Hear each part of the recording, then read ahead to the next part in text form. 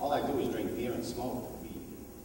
When I looked over their shoulder, I saw a big pile of cocaine. I had no idea at 18 years old when I promised myself this was a one-time deal.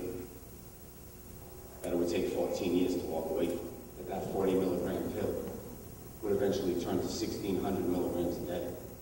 I was walking into that locker room with a full-blown junkie, strung out because of one little yellow pill. I didn't call my wife and son and say I'm coming home tomorrow. I called that kid with the yellow pill. I said the only thing I cared about was ending this press conference, getting that car, and ending my sickness. He said, the problem is, son, you just overdosed. We brought you back to life. When I bailed out of jail 5 hours later, I didn't call my mom and dad to say, Mom, Dad, I'm so sorry, man. Your son, I'm a junkie. I didn't call my wife to say, keep little Chris and Sammy away from the TV because there's camera crews everywhere. I called that man I met in Parkland because his dope was so good it almost killed me. That's how sick the monster is.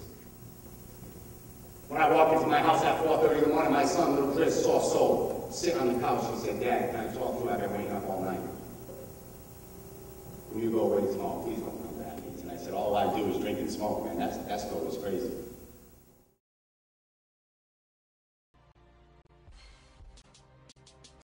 Let me make a difference in one kid's life today.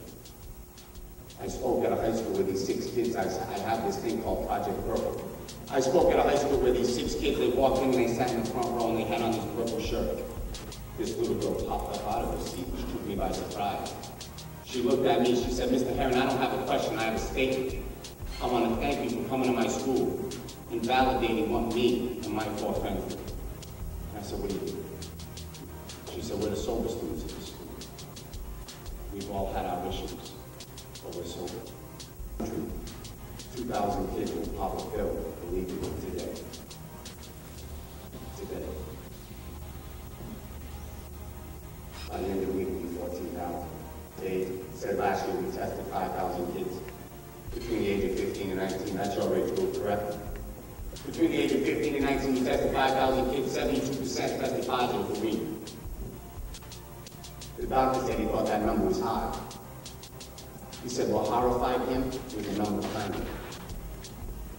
Out of the 72% that tested positive for weed, 56 tested positive for crystal meth.